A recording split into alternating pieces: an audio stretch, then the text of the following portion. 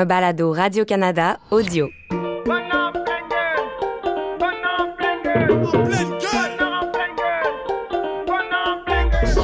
Là où on se trompe, c'est de penser, surtout si on a une histoire de diète, si on a une histoire de yo-yo, par exemple, de penser que si on se met à restreindre des choses, donc si on enlève des choses de notre vie ou qu'on rajoute énormément de sport, que ça va modifier notre corps de manière durable. Pour la majorité des gens, ça fonctionnera pas. Hey, ça fait mal au cœur, à la tête, à la tragédie intérieure, puis mal à la conception de la farce, tu t'es faite. Mais pourquoi d'arrêter tout de suite? Ça fait mal. Oui madame, oui monsieur, sorte de sentiments d'émotion, des réservoirs jamais à sec, qui secouent ça 7 jours sur 7. Ça fait mal.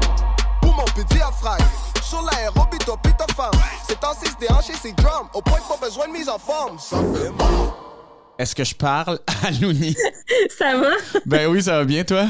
Oui, ça va super. Là, je dis Louni, mais c'est Caroline Huard. OK, je vais t'appeler Caro. Je peux-tu t'appeler Caro? Oui, tu peux m'appeler Caroline, tu peux m'appeler Louni. Je suis enregistrée à l'UDA comme Louni, donc... T'es sérieuse? Oui, je suis enregistrée comme ça, ben, tu sais, entre parenthèses, là, c'est comme mon nom d'artiste, mettons, là. Ouais. Mais oui, mais en fait, c'est Huard en anglais, ça vient de là, c'était comme ma première adresse courriel au cégep, je pense que ça me suit depuis ce temps-là. Sur yahoo.fr, sur Wanadoo, tu sais. Non, c'était Hotmail, il me semble. Ah ben oui, ça, et là, les seules personnes qui m'appellent Caroline, c'est mes parents puis Stéphane Bureau quand je fais de la radio. C'est vrai, tout le monde t'appelle Louni, genre? Oui, pas mal, ouais. Ah ouais? C'est ça qui est écrit dans les génériques de plus en plus aussi, je pense. Fait que, ouais, ça passe. Là, c'est ça. C'est comme je vais me retourner plus. Caroline, c'est tellement pas original. Là. Puis là, écoute, j'assume que tout le monde te connaît, tu sais, dans le sens où... quand on parle de sport, de nutrition, on a comme, tu sais, Louni, ça fait partie de l'univers depuis quelques années maintenant. T'es probablement la référence, en tout cas, une des grandes références sur la nourriture, la cuisine végétalienne, en gros. Puis surtout, en fait, je te dirais, tu sais, je parle de cuisine végétalienne, mais j'ai l'impression que quand on parle de Louni, tu sais, il y a le tofu magique là, qui est aussi rendu presque une expression, à la limite, là. Oui. Mais, tu sais, donc, qui est une idée que tu as eue, que tu commercialises de très belle façon, d'ailleurs. Mais j'ai l'impression vraiment que Louni, la nourriture est bien mangée. C'est maintenant l'association. En tout cas, c'est une association qu'on fait naturellement.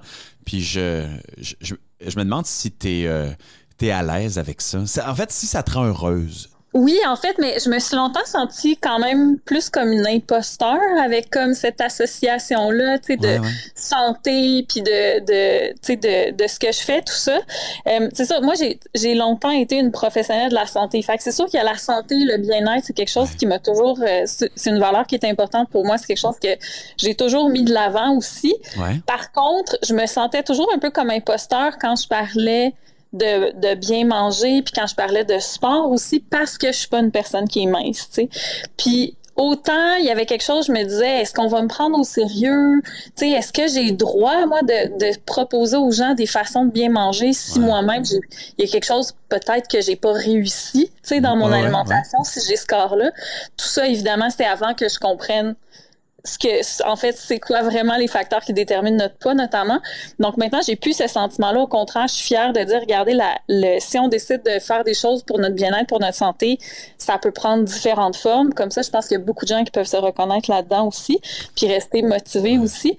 Mais c'est quelque chose, justement, pendant longtemps, j'étais moins à l'aise, mais maintenant, je suis comme, non, je pense que c'est important de mettre ça de l'avant.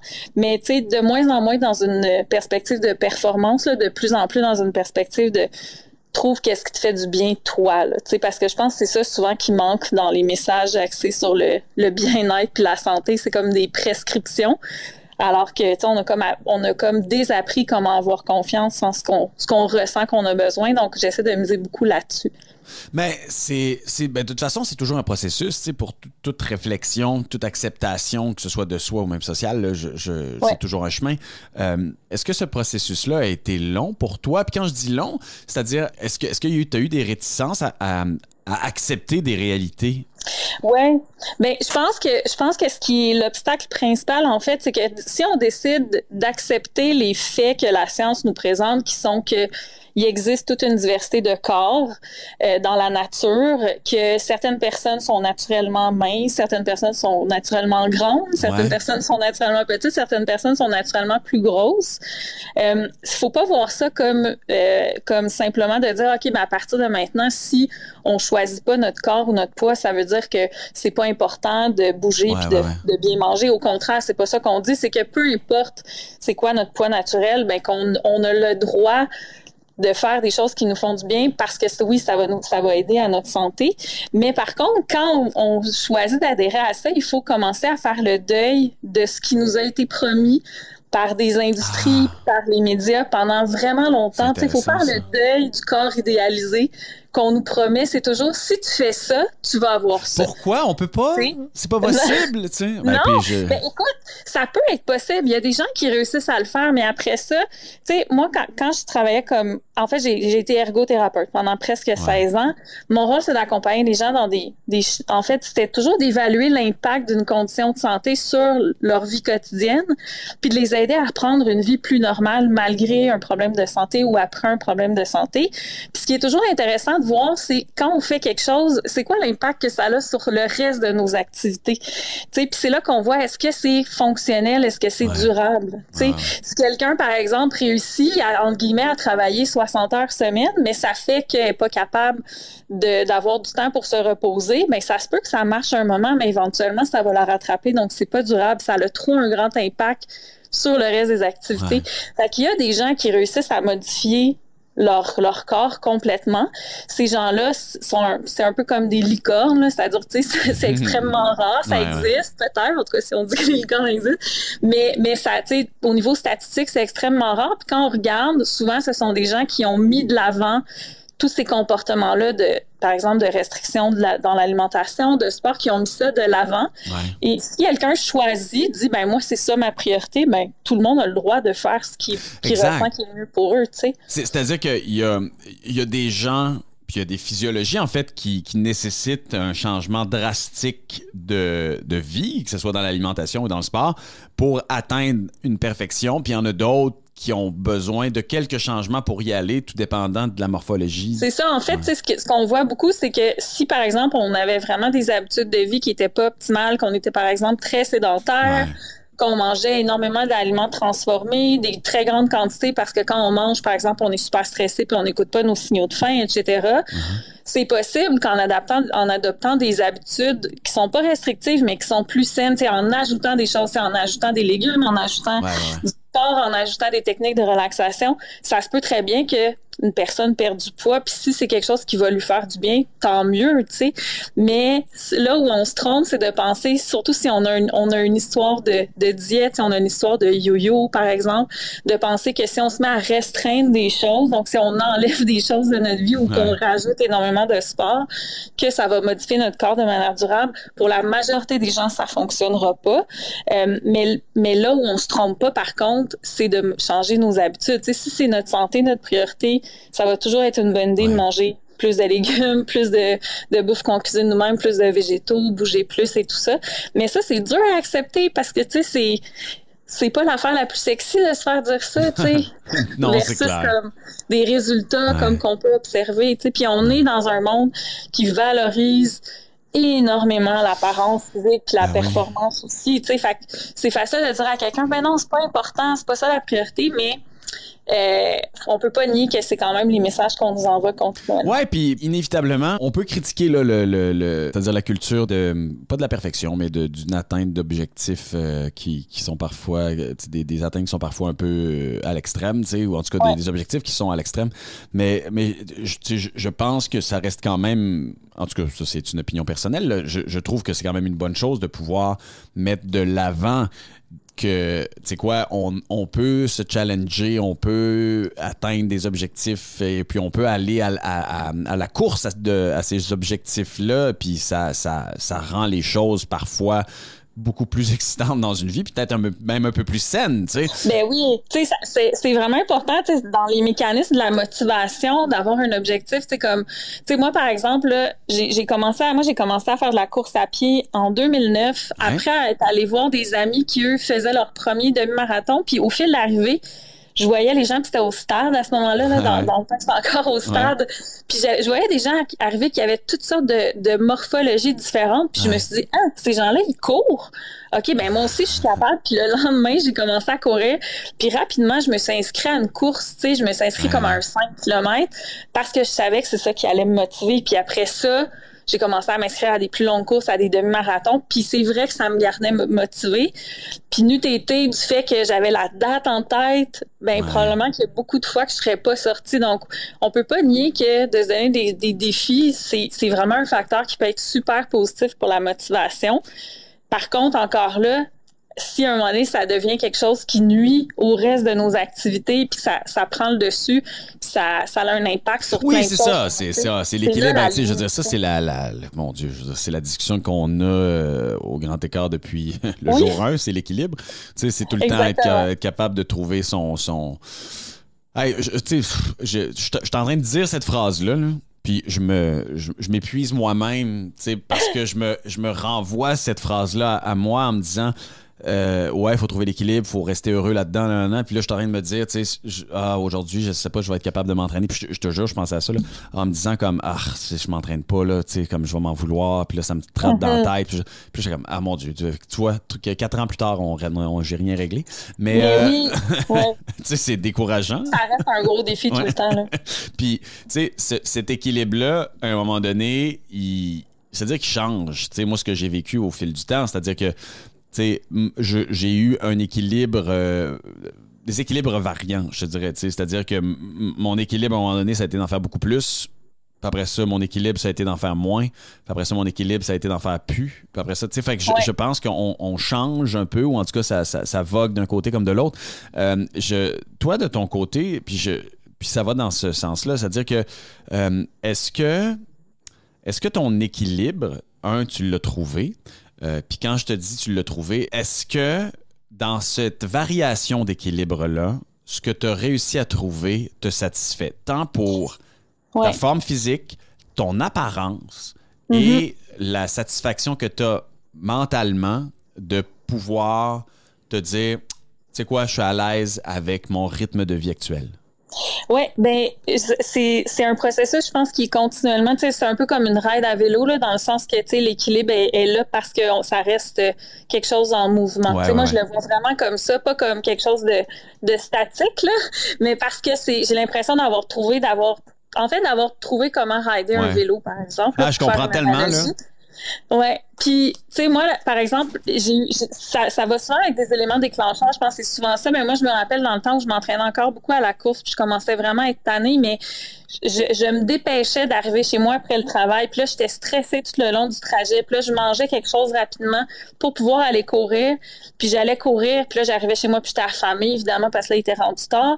Puis à un moment donné, je me suis dit, hey, c'est 7 km du bureau à chez moi. Pourquoi je le marche pas à la place? Ça va décompresser de ma journée. Puis je me suis littéralement dit, je suis tannée de courir dans ma vie. Genre, je suis tannée comme d'essayer tout le temps d'accomplir trop d'affaires. Puis là, j'ai mis de côté la course complètement, puis ça a duré à peu près comme 4 ans. C'est cette année, moi, que j'ai recommencé à courir. Parce que depuis environ 3 ans, j'essaie d'appliquer les principes de l'alimentation intuitive. Tu en avais parlé avec Karine Gravel, là, justement. Oui, puis là, je vais avoir besoin d'aide. Mais continue. Puis, tu sais, moi, c'est quelque chose que j'ai commencé à appliquer dans ma vie, d'être plus à l'écoute de comment je me sens ici maintenant, qu'est-ce qui me ferait du bien, pas juste qu'est-ce que j'ai envie, mais qu'est-ce que je sens qui me ferait du bien, ou de quoi j'ai besoin pour être bien plus tard et tout ça. Ça, c'est comme ça avec la bouffe, mais j'ai remarqué que ça s'est répercuté sur tellement d'affaires. C'est ce que je fais avec l'alcool aussi maintenant. C'est vrai? Avec l'alcool, j'ai une consommation qui est vraiment plus consciente, si je pourrais dire. J'ai pas arrêté de boire d'alcool, mais je me questionne vraiment, j'ai-tu envie d'un autre verre? Non, dans le fond, j'ai plus envie de continuer à rester avec mes amis, mais je vais prendre une bière sans alcool au lieu de me reprendre un verre, par exemple. Où il y a des fois, je suis comme, non, aujourd'hui, je ne file pas le verre de vin, je filerais plus pour quelque chose de rafraîchissant, blablabla. Puis c'est la même chose avec le sport aussi. Aujourd'hui, j'ai pas tant besoin de me dépasser puis d'avoir chaud, j'ai besoin de m'étirer.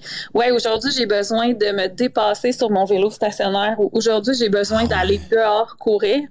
Puis ça, j'ai l'impression que c'est comme un espèce de super pouvoir là, qu'on développe quand on est capable de faire ça. Mais vraiment, puis c'est ce qui fait que, tu sais, j'ai une tonne de privilèges. Là, tu sais, j'ai de l'équipement de sport chez moi. J'ai pris, juste avant la pandémie, je me suis entraînée pendant 1 an avec un entraîneur privé je voulais apprendre comment manipuler des poids de manière comment sécuritaire, s'entraîner, ça c'est important, tabarouette. Fait que j'ai eu un coaching pendant 1 an comme en privé, fait que c'est encore là une tonne de privilèges pour pouvoir faire ça, mais puis j'ai fait du yoga pendant des années, donc je connais bien ça quand même, donc je suis très outillée pour savoir comme qu'est-ce qui me ferait du bien puis comment le faire. Puis la course, ça s'est rajouté là-dedans, mais maintenant quand je vais courir, j'ai pas d'application qui calcule rien. Je me mets comme un livre audio puis je m'en vais au parc puis je cours tant aussi longtemps que c'est le fun. Puis des fois, je me donne des petits défis. OK, ben là, non, là, c'est plus le fun, mais cours jusqu'au prochain coin de rue ou fais un sprint jusqu'au... Tu sais, fait que pour moi, c'est plus une récréation dans ma journée maintenant. Fait que ça, c'est vraiment quelque chose qui me... Pour vrai, je le vois vraiment comme un super pouvoir d'être capable de faire ça maintenant. Mais c'est pas toujours évident. Tu sais, dans des périodes de stress, des fois... Tu le sais que ça te ferait du bien de bouger, mais tu le feras pas nécessairement parce que t'es comme épuisé. Mais dans ce cas-là, des fois, ce que je vais faire, tu sais, pour savoir est-ce que j'ai vraiment besoin de bouger aujourd'hui, j'ai plus besoin de me reposer. Des fois, ce que je vais faire, c'est que je vais m'installer, tu sais, par exemple, je vais m'habiller comme prête à aller courir, puis je vais sortir courir.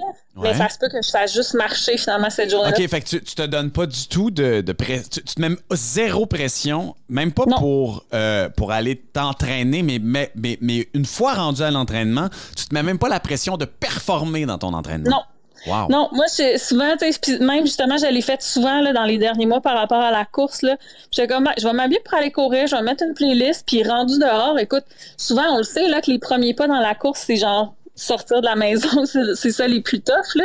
Mais un coup que c'est fait, puis je suis dehors, des fois, je me rends compte, hey non, aujourd'hui, j'ai besoin de marcher, j'ai besoin plus de réfléchir lentement, puis je vais faire ça, tu sais. Mais ça veut pas dire que j'ai pas besoin de me pousser. Souvent, je vais le faire aussi. Non, c'est ça. C'était ma prochaine question, en fait, tu sais. C'est-à-dire, hey, des fois, là, tu sais, j'ai pas envie, puis quand je le fais, je suis tellement heureux de l'avoir fait. Fait que moi, ce serait ma grande peur. Ma peur de faire, hey, tu sais quoi, si je me laisse... T'sais, si mon intuition prend le dessus, j'ai l'impression que mon intuition va rien que faire de la marde. Ouais, ben tu sais, je pense que c'est un peu la même chose avec la bouffe aussi quand il est question d'alimentation intuitive, surtout quand on a longtemps eu une mentalité comme de bon ou mauvais, tu sais, de contrôle, de restriction. Mais tu sais, moi, je peux te dire, depuis que je suis une mangeuse intuitive, j'ai très rarement des cravings, je peux dire, pour des choses qui sont comme qui sont typiquement des aliments comme moins bons pour la santé. Ça m'arrive très rarement. J'ai vraiment des cravings comme spécifiques, comme hey là j'aurais le goût d'une salade fatouche, mettons, tu sais, ou hey là j'aurais le goût, tu sais, de tel type, j'aurais le goût d'épinards frits là, de resto thaïlandais. Tu sais, c'est vraiment des choses très très spécifiques. Parce que tous les aliments sont permis en alimentation. Tu sais, même moi je suis végane, mais dans mon répertoire d'aliments véganes, tout est permis. Puis effectivement, j'ai beaucoup moins ça. Puis je fais confiance que je vais avoir des cravings aussi pour des choses qui font du bien. Puis pour le sport, c'est un peu la même chose. Je le sens comme, hey, aujourd'hui, là, je suis tellement fâchée après un meeting, mettons. J'ai le goût de me dépasser, mais je mets la bonne toune, puis je vais me dépasser, tu sais. Puis des fois, je vais m'en mettre un chronomètre pour dire, OK, là, essaye de faire au moins tant de temps à un bon rythme, puis après ça, comme tu verras comment tu te sens. Mais, fait que tu sais, j'en utilise des outils quand même comme ça. C'est pas une affaire genre d'être zen, illuminé, là. C'est vraiment pas ça. Mais pour moi, c'est vraiment plus de faire confiance que mon corps, comme, va me dire ce dont il a besoin ici maintenant, avec un objectif qui est pas lié au contrôle du poids, qui est pas lié à la performance. Mais moi, mon objectif à chaque jour, c'est vraiment plus comme mon état de stress, je dirais. C'est ça mon meilleur baromètre, là. Tu sais, on le sait qu'on vit énormément de stress, là, particulièrement depuis 2 ans. Puis, tu sais, dans la dernière année, j'ai tellement fait de projets. J'ai écrit un livre, je me suis lancée en affaires, j'ai fait le balado à plat ventre, une web-série, la télé, la radio. Tu sais, j'ai vraiment été sollicitée beaucoup. Puis, c'était une priorité pour moi de gérer mon stress. Puis, fait que, tu sais, c'est beaucoup plus ça, mon baromètre. Puis, tu sais, tu le sais, quand t'es anxieux, ben, t'as peut-être plus besoin de te dépasser. Par exemple, moi, si je suis stressée, c'est pas de m'asseoir sur un matelas de yoga puis de respirer profondément qui va me faire du bien. Ça va être de me donner à fond, là, sur une bonne... Ça, c'est un autre truc qui est long à apprendre, je trouve. C'est parce qu'on nous enseigne que le yoga, que la méditation, puis Puis oui, là, absolument. Cela dit, on nous enseigne ça.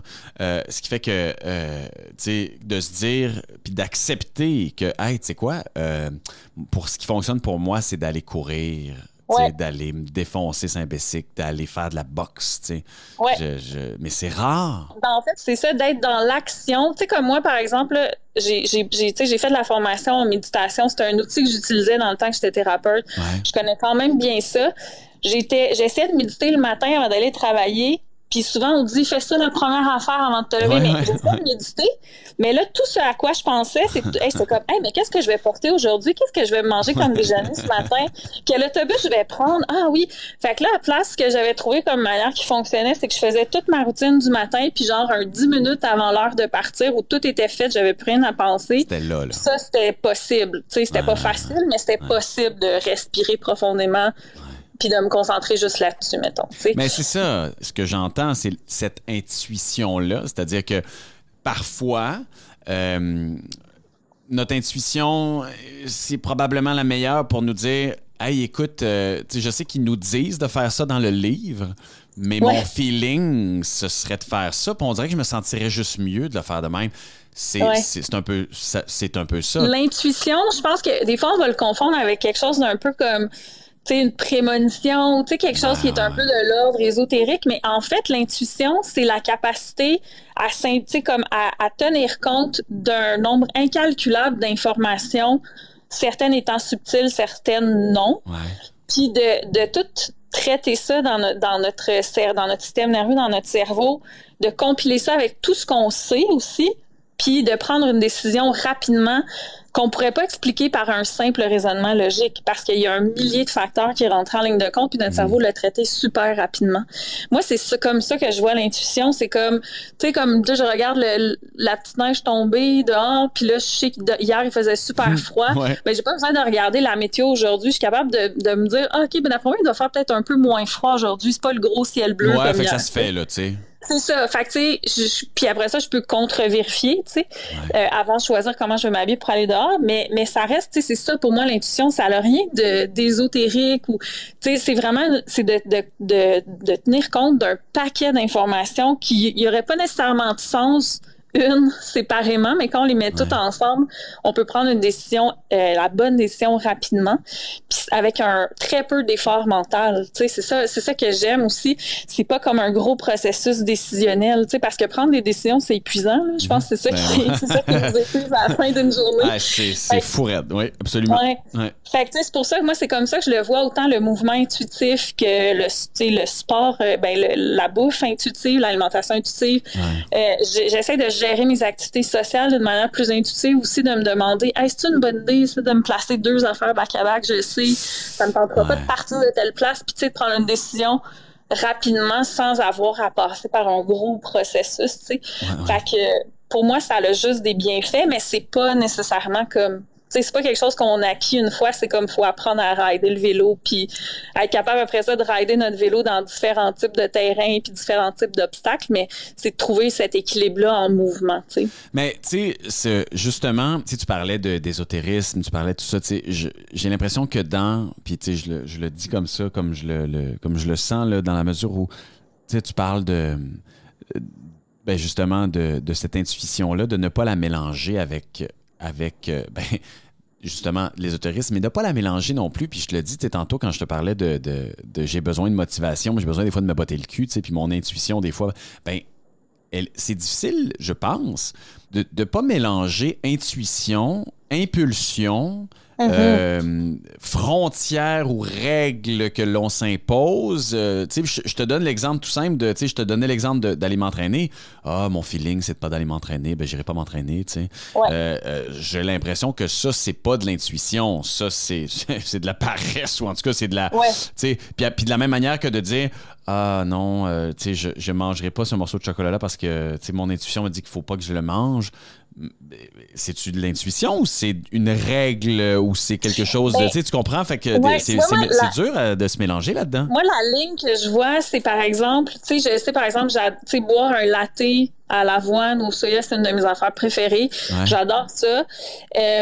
Puis je le sais intuitivement ou factuellement que si j'en bois le soir, je dormirai pas bien, tu sais. Fait que j'en bois pas, c'est une règle que je m'impose à moi, mais qui est basée sur mon... C'est le choix bienveillant à faire pour moi. Puis c'est aussi, c'est de l'empirisme, là, tu sais. Oui, exactement, c'est un fait. Exact, c'est ça, tu sais. Mais ça pourrait être quelque chose d'un petit peu plus anodin, tu sais, comme on entend souvent des gens dire « Ah non, moi, je peux pas manger des concombres avec des tomates, je digère pas ça. » Écoute, je sais pas s'il y a une science derrière ça, mais écoute, si toi, ça te fait pas sentir bien, t'es la meilleure personne pour le savoir.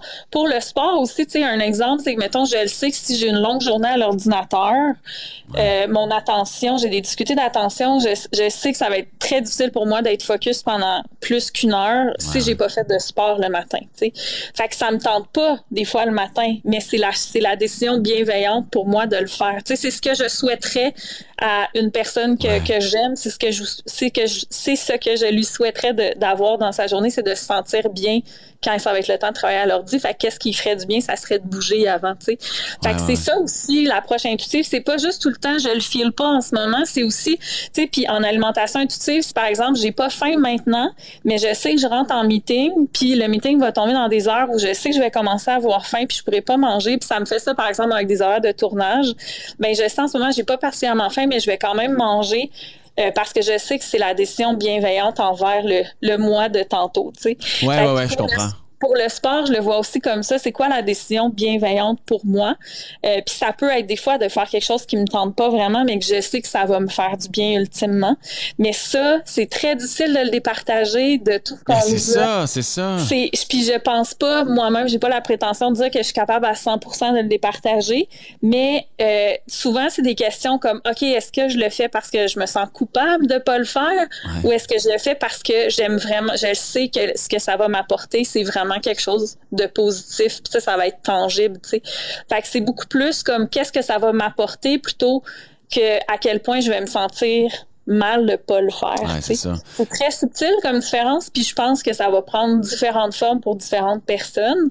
Mais tu sais, au même titre qu'en alimentation intuitive, il y a des nutritionnistes qui, tu sais, ils vont pas mettre de côté complètement l'idée d'avoir une structure alimentaire pour quelqu'un, par exemple, qui est complètement désorganisé, qui a besoin d'un peu tu sais, c'est difficile de planifier les repas. Ça peut faire partie d'une approche plus intuitive aussi, tu sais, au départ, du moins, là. Mais tu sais, je pense qu'avec le sport, de se mettre aussi, tu sais, il y a des techniques comme mets-la à ton agenda, tu sais, puis effectivement, c'est important ça parce que sinon, ben il y a d'autres choses qui vont devenir une priorité. Fait que je pense que ça peut toujours se combiner ça. Puis moi, je le vois pas, tu sais, d'avoir une approche intuitive du sport, je le vois pas comme juste go with the flow, tu sais. Je le vois pas juste comme, je vais me laisser inspirer avec qu'est-ce que je sens aujourd'hui.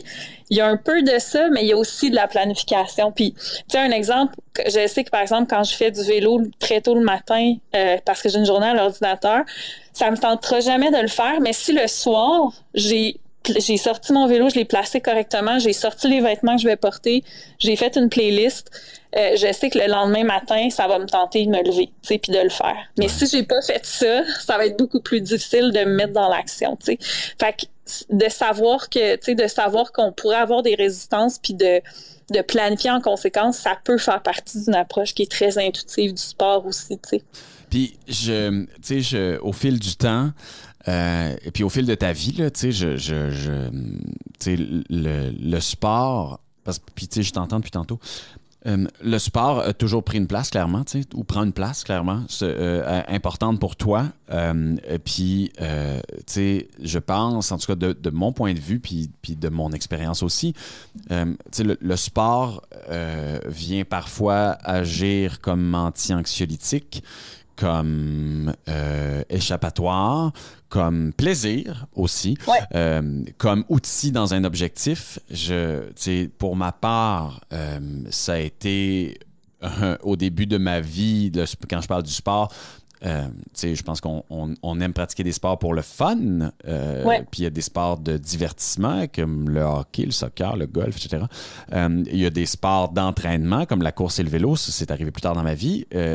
Mais justement, je parle de ces sports-là. Ces sports-là, pour moi, au début, ont été une façon de m'intégrer avec des gens et de créer des amitiés. Ensuite, ça a été une façon d'oublier peine d'amour, échec, des affaires de même. Ensuite, ça a été pour moi un moyen d'atteindre des objectifs physiques et de performance sportive. Et aujourd'hui, ça a comme objectif d'anxiolytique, de maintien de la forme et de recherche aussi d'une forme physique, mais c'est beaucoup moins précis que ça l'était avant. Mais je suis encore à la recherche du corps parfait. Hein? Je me l'avoue pas, là, mais clairement. Mais là, je te le dis. Là, Ben oui, mais c'est normal. C'est quelque chose qui est super encouragé. T'sais. Mais tu vois, moi, le sport, ça n'a pas tant fait partie de ma vie parce que j'étais extrêmement maladroite quand j'étais plus jeune. Puis je m'étais convaincue, j'étais plus dans les arts. Puis j'étais la petite fille, j'étais première de classe, très artistique, beaucoup dans ma tête et tout ça. Pas beaucoup dans le sport, mais j'ai découvert le sport plus tard, là, dans la vingtaine, je dirais. Là, c'est là que j'ai commencé à m'entraîner. Puis tu sais, la course, c'est parfait. Tu sais, j'en faisais quand même du sport. J'ai joué au soccer longtemps, mais c'est plus tard que c'est arrivé. Puis autant c'est arrivé comme un défi personnel, puis ça m'a vraiment apporté beaucoup de confiance en moi, de me prouver que j'étais capable de faire du sport. Ouais. Avec du recul, maintenant, je suis capable de voir que de me définir comme une coureuse à l'époque où j'étais encore très mal dans ma peau, tu sais, dans mon corps de personne qui est plus grosse que la moyenne, tu sais. Pour moi, de dire que j'étais une coureuse, c'était comme un badge social aussi. C'était comme c'était comme une armure face aux commentaires grossophobes aussi, parce que j'étais OK, mais moi, au moins, je me prends en main, tu sais. Puis je peux t'assurer que sur toutes les fiches d'applications de dating que j'ai eues, c'est clair que la première photo, c'était moi qui courais. Ah oui, hein? Ben oui, puis sur mes médias sociaux partout, c'était comme, fallait voir comme, tu sais, s'il fallait que je montre que je courais, j'en parlais, sur Twitter, puis tout ça. Tu sais, c'était vraiment comme une façon de me définir comme, parce que tu sais, tu veux pas être la grosse qui se laisse aller. Tu sais, j'utilise ces termes-là comme extrêmement violents, mais c'est beaucoup ça. Oui, je comprends ce que tu veux dire, oui. Puis, tu sais, il y a un terme en anglais qui est le good fatty puis la bad fatty, qui est comme une personne grosse qui fait les choses correctement en mangeant bien puis en bougeant, et celle qui fait pas les choses correctement. Puis là, je mime des énormes guillemets, là, parce que ça n'a pas de sens, ces expressions-là, mais je comprends ce que tu veux dire, c'est ça. Je sais que c'était beaucoup ça. Donc, je le portais vraiment comme un badge, comme d'approbation sociale, de me définir puis d'aller dans des événements. Puis, tu sais, j'en ai fait comme une douzaine de demi-marathons en comme 5 ans. Tu sais, j'ai déjà fini un demi-marathon à Ottawa. Je l'ai fini en ayant de la difficulté à marcher parce que c'était pas vrai que j'allais être celle qui allait pas le finir, même si j'avais un genou comme blessé. Donc, pour moi, ça a longtemps été ça. Puis là, maintenant, j'essaie vraiment de me réapproprier ça comme on s'en fout, tu sais, ce que les gens pensent, là. Puis effectivement, je suis rendue vraiment ailleurs dans ma compréhension, dans ma réflexion. Mais je sais que pour beaucoup de gens, c'est ça aussi, on va l'utiliser beaucoup comme ça, surtout dans des sports qui sont associés à beaucoup comme, tu sais, de félicitations puis tout ça. Hey, wow, tu sais, t'as réussi à, tu sais, hey, t'as accompli tant de kilomètres, c'est quoi ton temps puis tout ça.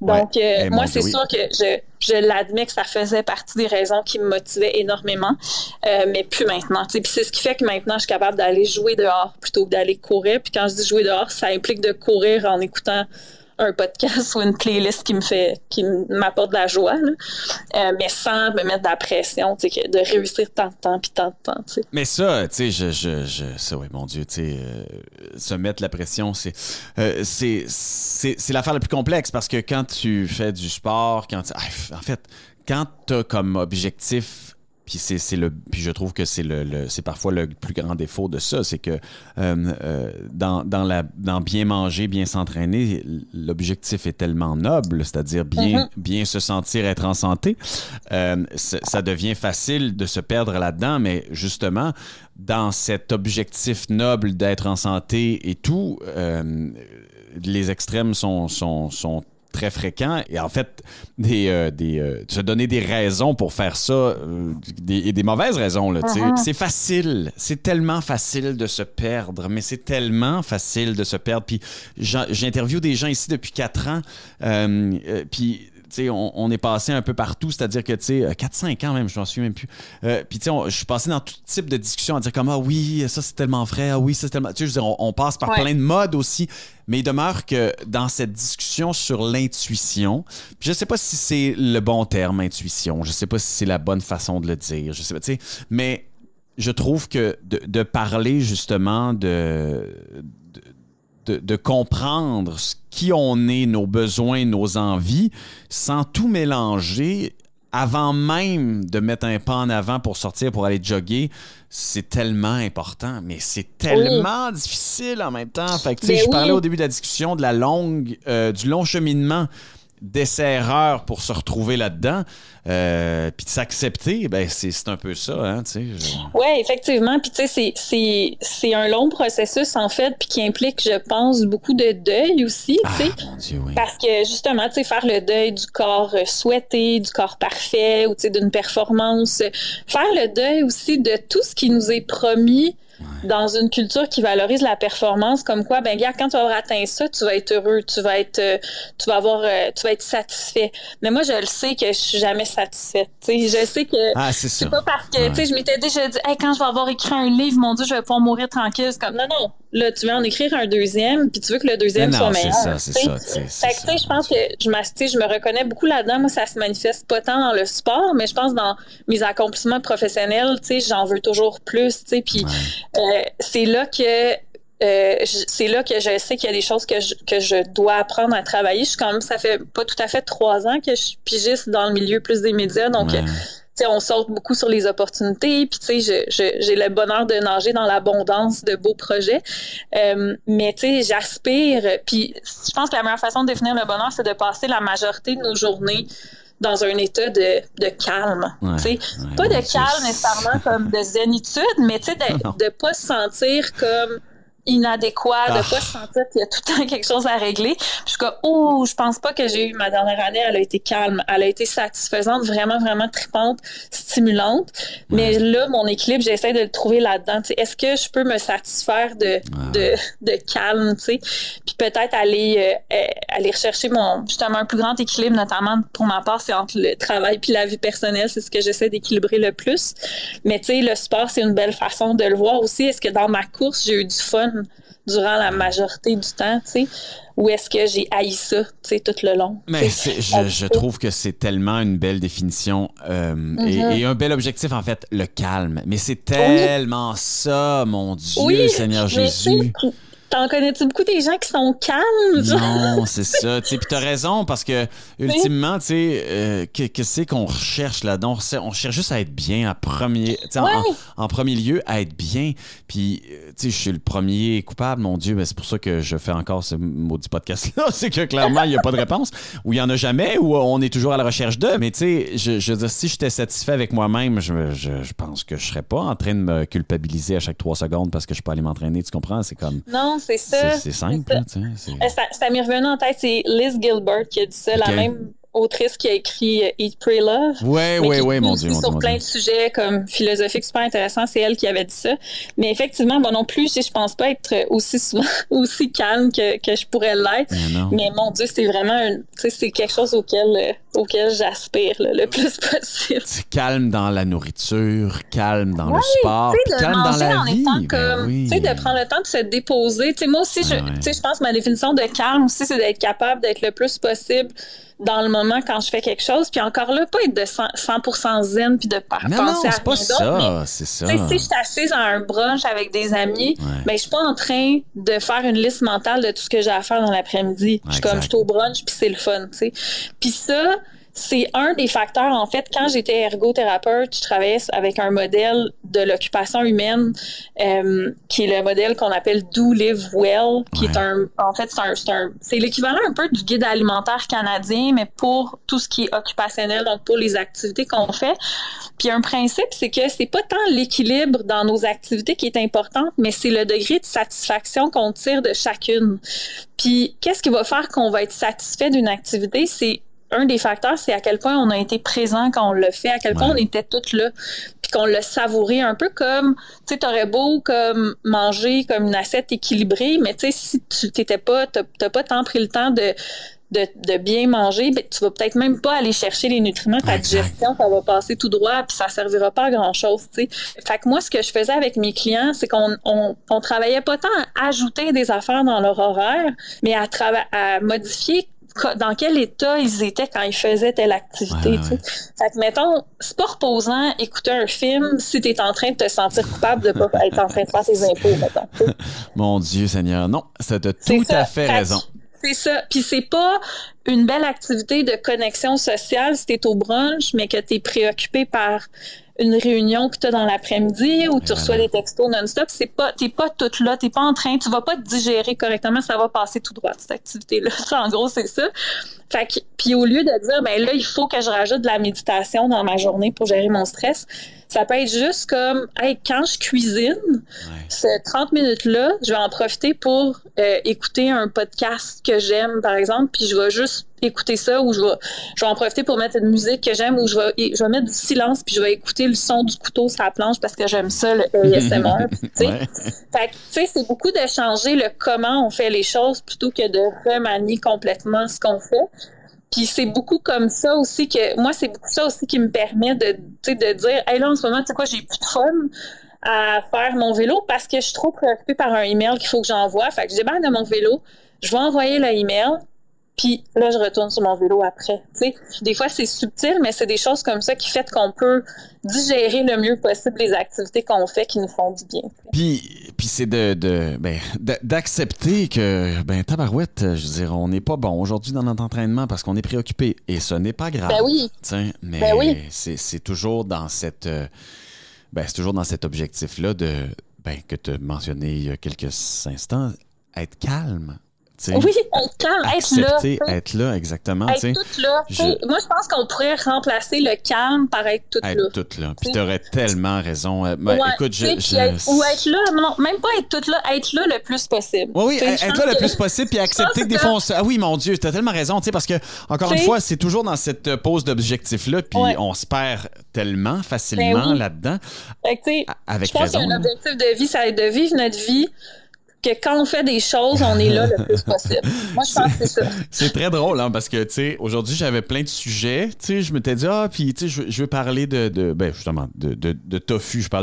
J'ai ça en tête parce que, tu sais, je ferais pas semblant. Je suis pas un fan, tu sais, mais je suis pas un fan juste parce que j'ai pas été habitué à le cuire, à le cuisiner, puis bon, peu importe. Tu sais, puis je cuisine beaucoup dans la vie. Puis j'étais là, je vais parler de ça avec Louni, puis, tu sais, je vais parler. Finalement, on est allé sur notre chemin, puis on va l'accepter comme ça.